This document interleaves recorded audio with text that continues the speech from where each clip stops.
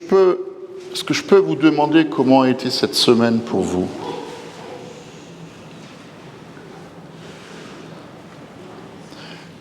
Et je sais que pour certains d'entre nous, ça a été une semaine triste. C'était même une semaine compliquée. Pour d'autres, c'était peut-être une bonne semaine. Je me souviens d'un culte où j'avais posé cette question toute banale et toute simple, où j'ai demandé si ça va. Comment vous allez? Comment vous allez ce matin? Honnêtement, dans cette semaine qui s'est terminée hier, je vous rappelle que le dimanche, c'est le premier jour de la semaine, et que ce n'est pas le lundi. Dans cette semaine, pour moi, ça a été un mélange d'émotions entre la tristesse, la colère, mais aussi la joie et le rire. Et quand je dis tristesse ou colère, c'est pas forcément par rapport à l'état du monde, parce que là, il y aurait de quoi pleurer, encore plus. La situation dans plein d'endroits, même de notre pays. Mais ces choses, elles sont très loin de nos vies, mais souvent on est confronté, comme le disait un de mes amis, dans notre vie, à cette part à la fois de gloire, parce que tout va bien, et l'ombre, parce qu'il y a des choses qui vont de travers. C'est juste notre vie, c'est juste la réalité. Et la seule chose ou la seule question qui se pose à nous, c'est peut-être de savoir, mais qui va l'emporter dans cette semaine? Qui va l'emporter dans la semaine qui vient? Est-ce que ça va être la gloire ou est-ce que ça va être l'ombre? Est-ce que ça va être la lumière ou les ténèbres? La joie ou la tristesse? Moi, j'ai fait le choix depuis très longtemps, et je ne suis pas tout seul, de m'appuyer sur le Seigneur et de chercher en lui ma force, ma consolation, mon espérance, ma joie. Et même si aujourd'hui c'est le dernier dimanche de l'année et que nous nous souvenons de nos défunts et qui nous manquent, c'est vrai, nous avons le droit de nous appuyer sur lui. Nous avons le droit, comme le disait Abraham. Abraham, un jour, il a dit quelque chose d'extraordinaire. Il était vieux, hein. La plus âgée, je citais tout à l'heure, elle avait 103 ans. Lui, il avait à peu près le même âge. Et puis, il n'avait pas de descendance. Et un jour, Dieu lui dit, ta femme va accoucher, va te donner un fils. Et lui, il a dit, comment ça? Je suis vieux, ma femme est vieille, comment serait-ce possible? Et la Bible nous dit que Abraham, il a espéré contre toute espérance. Là où c'était plus possible, il a espéré, au-delà de ce que ses yeux voyaient, de ce que son corps lui disait. Et ensuite, Isaac est né. Et le texte de ce dimanche, je l'ai dit avant, c'est le psaume de ce dimanche. Et ce psaume, il nous dit la chose suivante, le psaume 126. Alors il y a marqué chant des montées, c'est un chant, donc on chante, alors on ne va pas le faire, hein, parce qu'aujourd'hui il fait à peu près beau, donc on ne va pas non plus faire en sorte que la pluie tombe, hein, ou la neige comme cette semaine, donc on va s'abstenir, laissons le soleil briller un peu, mais c'est un chant pour monter au temple, c'est un chant qu'on chantait quand on allait à Jérusalem dans la maison du Seigneur. Et voilà ce que dit ce chant, quand l'Éternel, le Seigneur, a ramené les déportés de Sion. Nous étions pareils à ceux qui font un rêve.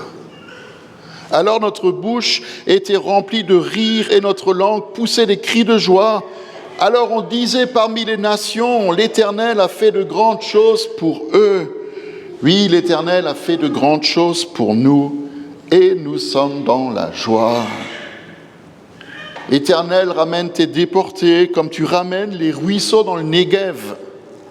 Ceux qui sèment avec larmes, et certains d'entre vous le vivent, ceux qui sèment avec larmes moissonneront dans la joie. Et celui qui marche en pleurant avec son sac de semences sur le dos, il reviendra avec joie en portant ses gerbes. Alléluia. Il y a un proverbe ou un dicton qui dit « Après la pluie, le beau temps ». Vous êtes d'accord ? Il y a un verset dans l'Ecclésiaste qui dit « Après la pluie, les nuages ». Ça, c'est moins drôle. Mais je préfère la première version, même si elle n'est pas dans la Bible. « Après la pluie, le beau temps ». C'est exactement ce que nous dit ce psaume. Vous savez pourquoi ? Parce que la joie, elle n'a rien à voir avec les circonstances. Notre psaume, c'est un psaume de joie. Mais quand on regarde le contexte de ce psaume dans lequel il a été écrit, on réalise que le peuple d'Israël qui est concerné par ce texte, il n'avait pas de quoi rire. Vraiment pas. Les théologiens disent que le psaume, il a été écrit avant que le peuple, écrit à Babylone pendant l'exil, avant que le peuple ne rentre à Jérusalem pour reconstruire la ville et reconstruire le temple. Et je ne sais pas si on réalise vraiment ce que ça veut dire, l'exil à Babylone. Je l'ai dit hier, on a fêté, on continuera à fêter encore les 80 ans de la libération de l'Alsace. Il y a des gens qui, il y a 80 ans ou 84 ans, sont partis, ont été exilés dans le sud de la France, ont dû quitter leur maison, ont dû quitter leur village pour partir, s'éloigner de ce qui était à eux. Et pour certains d'entre eux, ils ne sont pas revenus. Certains d'entre eux sont revenus et puis ils n'ont pas trouvé les choses comme elles étaient auparavant. L'exil à Babylone, ça n'avait rien à voir, c'était une vraie horreur. Mais je pense qu'on pourrait quand même faire cette comparaison. C'est comme si ce psaume, il avait été écrit entre l'arrivée des Allemands et leur fuite. Avant le psaume, Israël a été détruit. La liberté perdue. Et les historiens, ils disent que ce temps d'occupation où les armées ennemies sont venues envahir le pays, ça a été un temps de massacre, où les femmes étaient violées dans les rues, où les gens, ils n'avaient plus rien à manger. Puis on les a emmenés de force sur des longues marches, un peu comme les déportés quand on les a fait sortir des camps pour aller en Allemagne, quand ils étaient en Pologne. Des marches forcées pour surtout pas qu'on les trouve. Et se retrouver dans un pays étranger où ils sont esclaves et captifs pendant des années et des années. Et puis tout d'un coup, Dieu leur ouvre la porte pour qu'ils puissent rentrer et ils vont retrouver Jérusalem en ruine. C'est ce qu'on pourrait appeler des temps difficiles. La captivité derrière eux, la délivrance, la restauration devant eux. Et derrière eux, comme devant eux, il n'y a que des temps de défi et de détresse, des temps de tristesse. On peut même le voir, si vous avez écouté la construction de ce psaume, il le dit de cette manière-là, les 3 premiers versets sont au passé. Tout était cassé. Puis les 3 derniers, ils sont au futur. Ceux qui s'en vont en pleurant, ils vont revenir avec des cris de joie. Mais si on regarde au milieu de ce psaume, il y a quelque chose d'extraordinaire. Il est écrit « Nous sommes remplis de joie ». Et c'est au présent. La joie qu'ils connaissent, la joie qu'ils chantent, pour laquelle ils prient dans ce psaume, c'est la joie surnaturelle qui vient de Dieu et qui ne vient pas des circonstances. Le Seigneur a fait de grandes choses pour nous. Malgré tout ce qu'ils voyaient, malgré tout ce qu'ils vivaient, ils peuvent se réjouir. Et c'est vrai un peu partout dans la Bible. Regardez la lettre de Paul aux Philippiens. Alors, je ne sais pas si vous la connaissez, mais dans la lettre aux Philippiens, il est question 10 fois de joie ou de se réjouir. Et pourtant, c'est une lettre terrible, parce que Paul, il est en prison. Paul, il va mourir. Paul, il écrit à une église où des faux apôtres sont en train de mettre le bazar dans cette église que lui, il a fondée. Et lui, il est là, à Rome, prisonnier, il ne peut rien faire.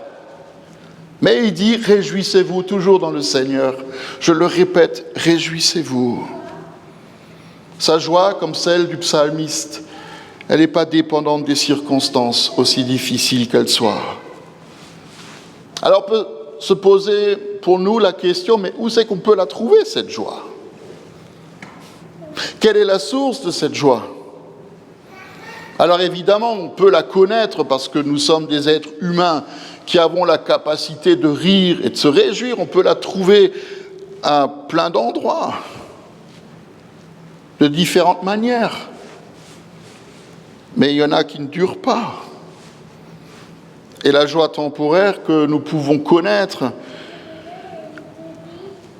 ou que nous essayons de vivre, elle ne dure pas quand les temps difficiles arrivent. Vous savez, on peut rire d'une bonne blague, hein. Je vous en raconte une. Hein. Comme ça va vous détendre parce que vous avez l'air un peu abattu. Hein. C'est un couple de vieilles personnes qui sont assis sur un banc. Puis la femme, elle se tourne vers son mari, lui dit « Mon chéri, tu te rappelles le temps où tu me donnais la main ?» Puis le mari, alors, il dit « Bah oui, je m'en souviens », et puis il lui donne la main. Puis sa femme lui dit « Tu te rappelles le temps où tu me faisais des bisous ?» Et le mari dit « Oui, je m'en souviens », et puis il se tourne vers elle, et puis lui fait des bisous sur la joue. Puis la femme lui dit « Tu te rappelles le temps où tu me mordillais l'oreille ?» Puis le mari se lève et il s'en va. Et la femme lui dit « Mais où tu vas comme ça ?» Et il répond « Je suis allé chercher mon dentier. »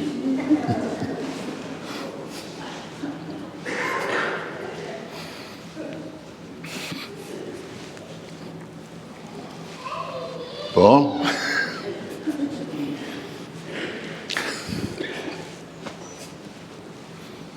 Comment on peut trouver la joie autour de nous ?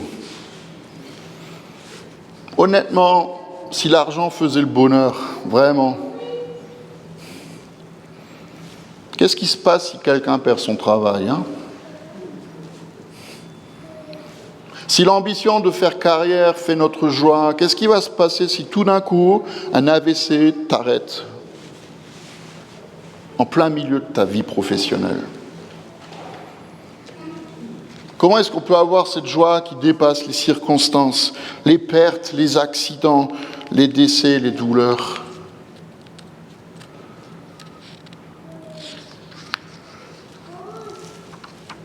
Généralement, quand on pose une question, il y a aussi une réponse. Je vais vous la donner, la vraie joie, elle vient du Seigneur. Et ce n'est pas quelque chose que nous pouvons obtenir par nous-mêmes.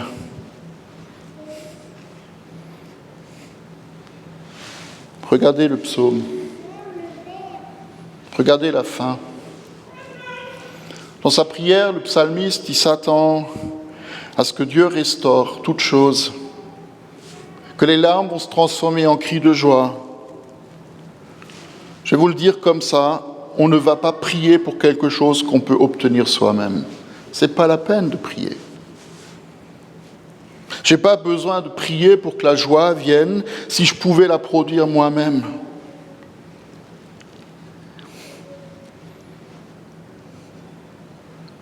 Mais Dieu nous la donne. Et peut nous la donner de manière absolument extraordinaire. Je ne sais pas si vous avez écouté, mais il y a cette image qui, pour moi, elle est parlante parce que j'y étais. Parce que je sais de quoi parle ce psaume. Il dit « Ramène nos déportés, ceux qui sont partis, ramène-les comme tu ramènes les ruisseaux dans le Négev. » On a été dans le Négev. C'est moche, hein ? Le Négev, c'est juste un désert, c'est un vaste désert. Il n'y a que des cailloux. Il n'y a rien, il y a peu d'arbres qui poussent, c'est un vrai désert. Et les ruisseaux en temps normal dans ce désert, il n'y en a pas. Il n'y en a pas. Il n'y a que des fossés qui sont creusés par l'érosion et par la pluie. Et presque toute l'année, c'est tout sec, il n'y a rien. Puis tout d'un coup, quand la pluie tombe, les ruisseaux se remplissent, les trous où il n'y avait rien se remplissent, et le désert, il se change en jardin. Il se transforme en un lieu extraordinaire où de belles fleurs poussent. Alors qu'en temps normal, tu te dis, il n'y a rien. Il n'y a rien. C'est ce que le Seigneur fait. Peut-être que dans votre vie aujourd'hui, vous vous sentez sec et vide. Est-ce qu'il n'est pas possible pour nous de recevoir? Dieu le rend accessible parce qu'il est là au milieu de nous. Il veut nous remplir de sa joie.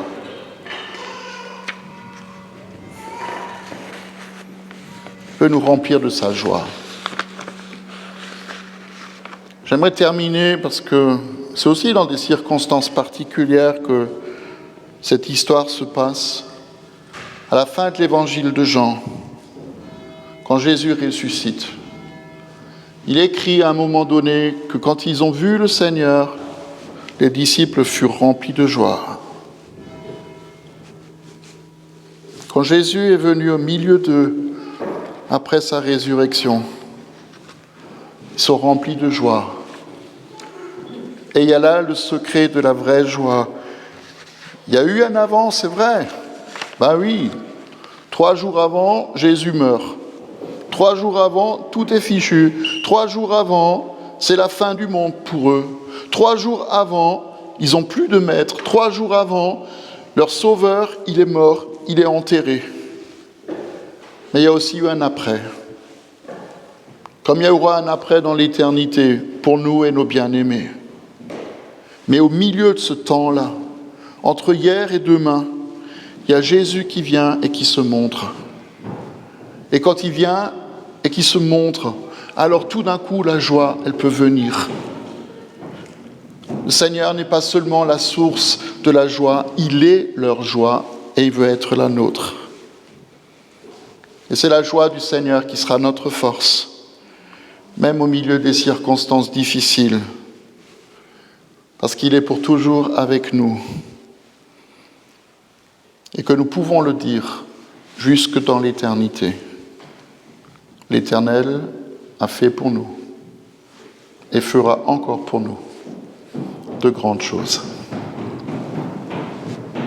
Amen.